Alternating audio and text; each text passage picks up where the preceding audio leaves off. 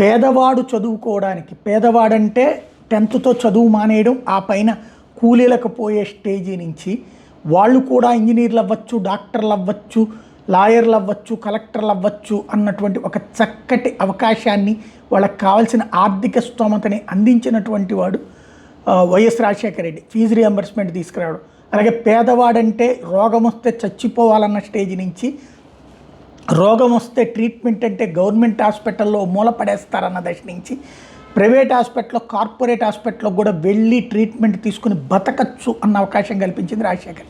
అవి తర్వాత వచ్చిన ప్రభుత్వాలు కూడా కొనసాగించింది. కానీ ఇప్పుడు 2024 తర్వాత 2 రాష్ట్రాల్లో పట్టిన దరిద్రం, పేదవాడు సచ్చినా పర్లేదు ఆరోగ్యశ్రీని సరిగ్గా చూడం, అట్లాగే వాళ్ళకి డబ్బులు ఇవ్వం హాస్పిటల్కి. పేదవాడు చదువుకోకుండా నాశనం చేస్తున్నారు. తాజాగా జరిగింది కూడా అదే.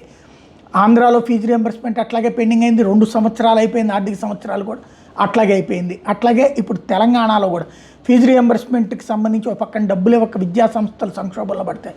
విద్యార్థుల దగ్గర నుండి కలెక్ట్ చేసుకోండి, ప్రభుత్వం ఇచ్చినప్పుడు వాళ్ళకి రెట్టబడిన హైకోర్టు ఆదేశించే పరిస్థితి వచ్చిందంటే వీళ్ళు ఎవరి కోసం పనిచేస్తున్నారు తేలాల్సి ఉంది.